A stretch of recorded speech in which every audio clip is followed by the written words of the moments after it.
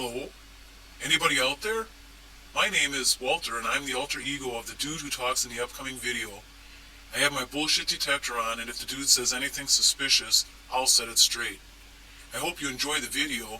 If yes, please leave a comment and click the like button. Let's check out the video.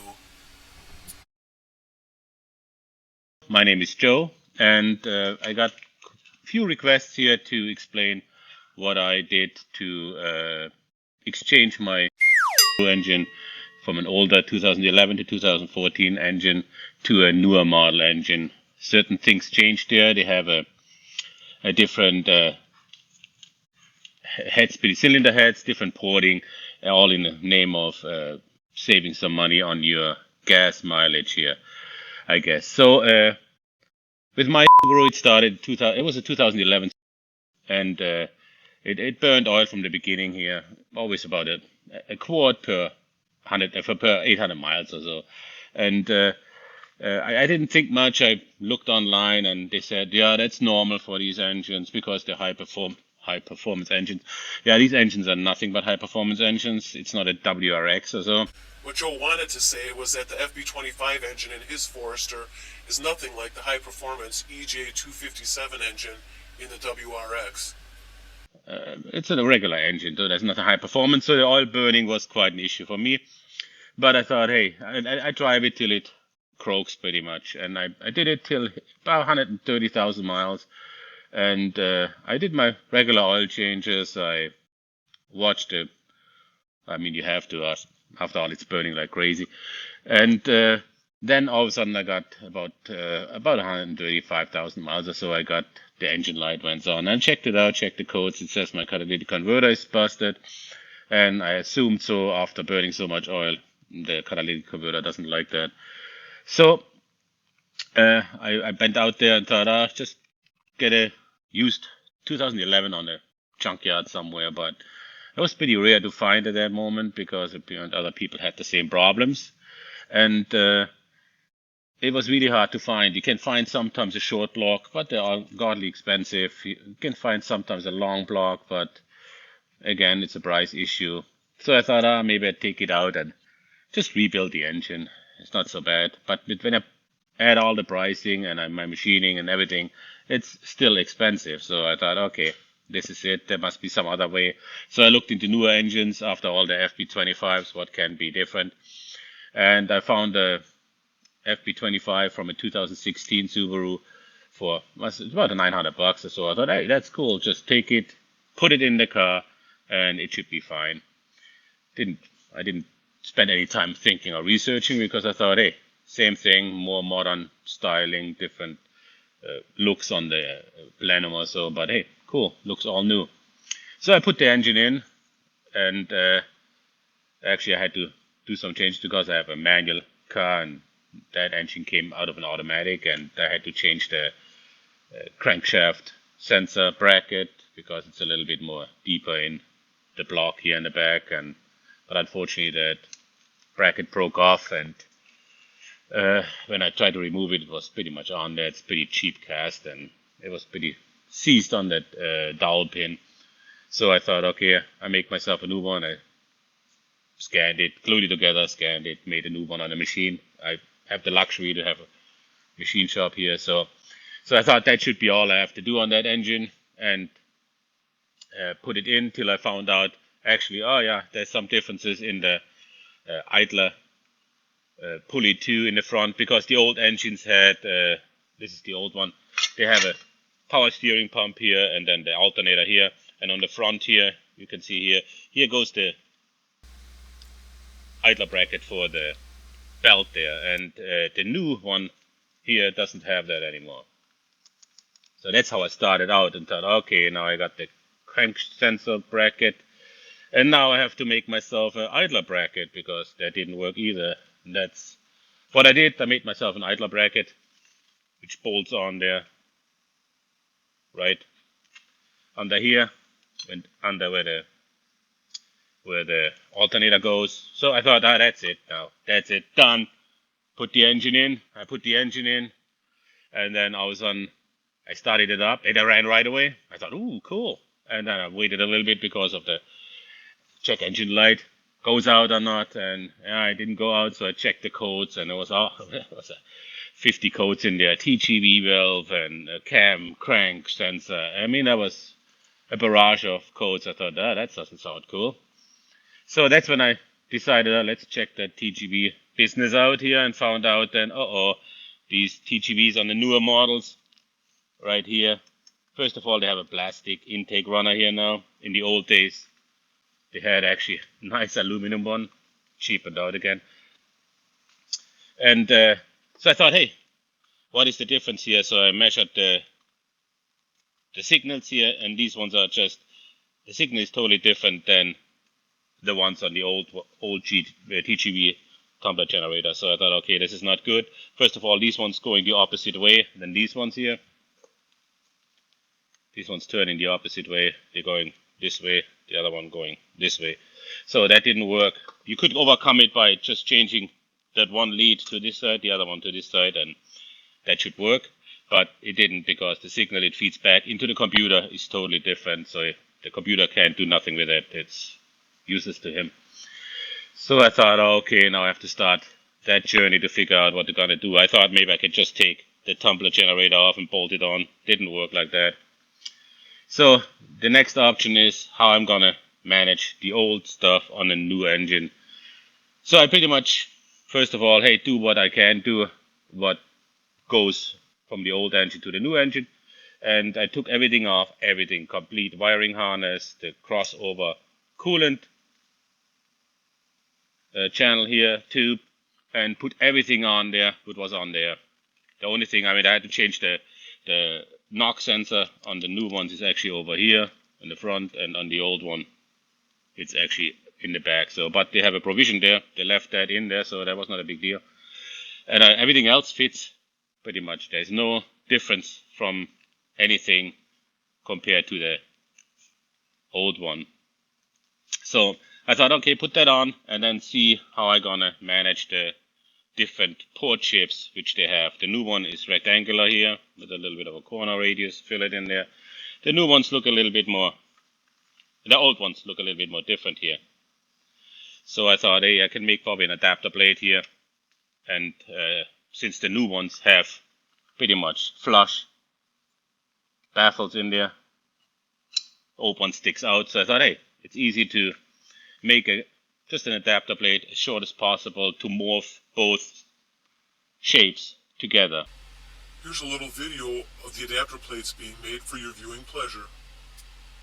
And so I did that. I scanned both ports, made myself a plate, adapter plate, and you can see the rectangular port and then the different port here who mimics this one here. And that will fit perfectly on the bottom of the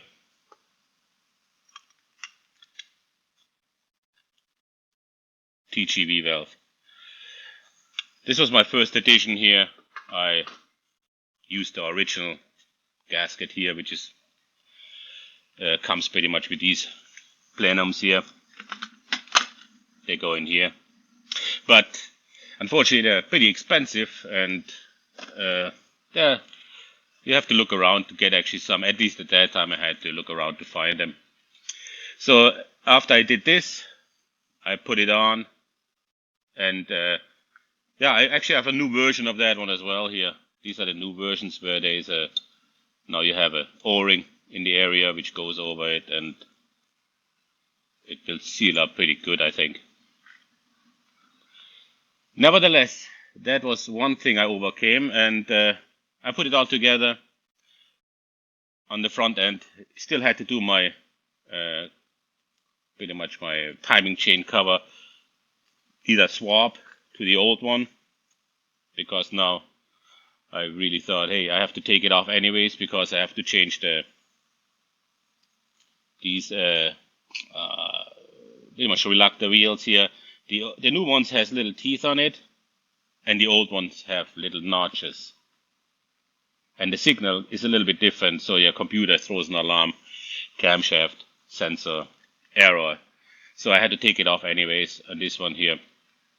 I didn't want to do that because I know it's a big hassle with the RTV sealer and cleaning it all up and pretty much putting it back on with a wonderful description of whatever. You have to have a 4mm bead, half millimeter away from this side, 1mm from this, and all these things. So I thought, I don't want to deal with that, but I have to in the end because I had to change it and put pretty much.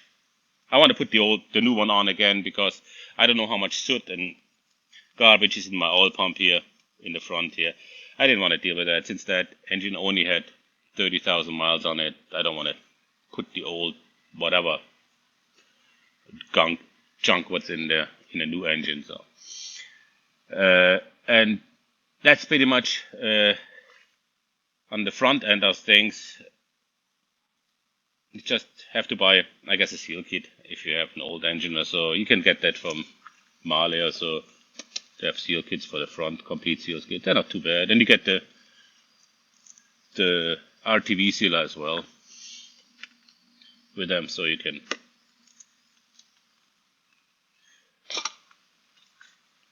get everything going here. As you can see, the O-rings going on the engine on this side, and on the oil galleries here. There's RTV sealer on here everywhere, but they give you a wonderful write-up in the book how to do it.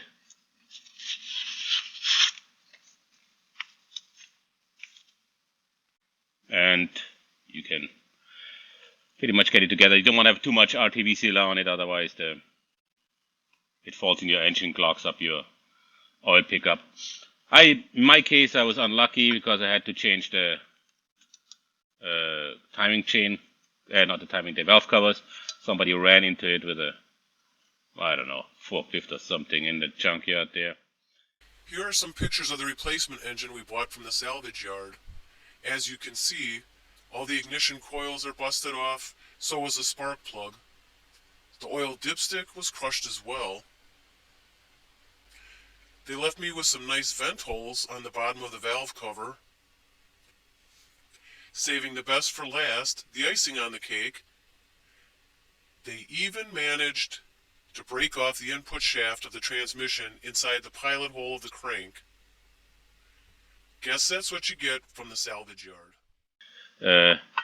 But if I wouldn't have to do that because the other ones look still good, the difference between the coil mounting here and the inside of the where the spark plug is not the same. This is from here to here is 10 millimeters. On the old one, it's actually 16 millimeters from here to here. It's 16 millimeters, and I mean you can put a washer underneath, or when you find a couple other things, whatever, multiple washers, make one, file one, drill one. I mean it's not a big deal. These ones to do. So in the end, this is pretty much the conversion itself in my case, and I did it the whole thing in a long weekend pretty much here, making the parts, putting it in, taking it out, fit everything on there, putting it in. So I didn't have to do, from the mechanic point of view, put it in the car and take it out and converting it is not a big deal. Pretty much I would guess anybody can do that. I think what he meant to say, actually, was that anyone who's mechanically inclined could probably do this in a long weekend. And I had to put a new catalytic converter in there because, unfortunately, my old one, rest his soul, is not anymore with us.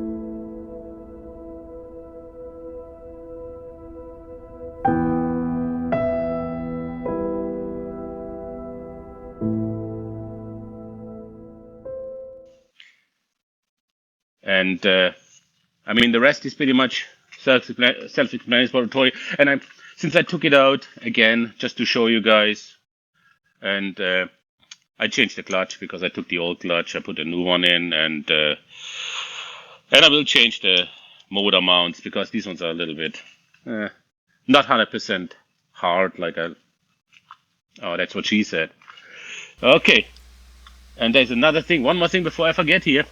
I had to extend my EGR tube because now it's 15 millimeters higher. So to make up for that, I just had a little piece in there. Quickly welded it on, ready to rock and roll, and I put it in and I drove 5,000 miles with it, and the fuel economy was just incredible compared to before. I only got maximum of 21 miles to the gallon when I go highway. Now with these ones I get 28 to 30 miles to the gallon. So it's much better. Don't know what it is, but I like it. Who doesn't like to burn less oil, gas, whatever it is? So I will put that together, and I can make a video of that one too. If anybody's interested in it, just pretty much let me know. Put that finger up, wherever YouTube things say always. And if you have any questions or so, just write it in the comments, and we will definitely answer it. And we have these plates in stock, so not too many, but we made a couple. So to have something, if somebody want to do a quick dirty conversion on the weekend. Like I said, you can do that easily in a weekend. You don't have to have mechanics skills much or so to do that. Really? Again with that comment?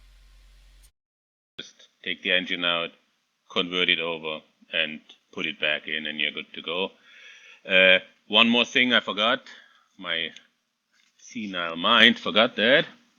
You have to change over to the EGR from the exhaust, pretty much from the cylinder head to the old style with a little bracket there and the bolts. But you have to be watching that. They're usually super tight and rusty and weird to get off, and I didn't really want to make there a new one, so I was a little bit more careful there.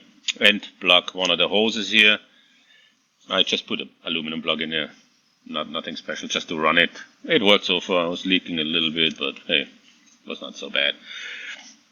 And just let me think. I think this was pretty much everything. And just to recap everything in a quick 40 seconds or less. Buy a new engine, rip everything off from the engine. Imagine it like this one here, without all these wonderful accessories and whatever. So it looks like this. Everything off. Take whatever you took off from the old one, put it on the new one, and then change the reluctor wheels, change all the sensors to the old one. Pretty much change, if you want to, change the valve covers. If you don't want to, put spacers in between. And in my case, pretty much, I had to change my crank sensor bracket in here, up here, in here. I had to make a new one. Hey guys, just a side note. The only reason Joe had to change the bracket on his vehicle is because he has a manual, and the engine that he got was for an automatic. Right in here. And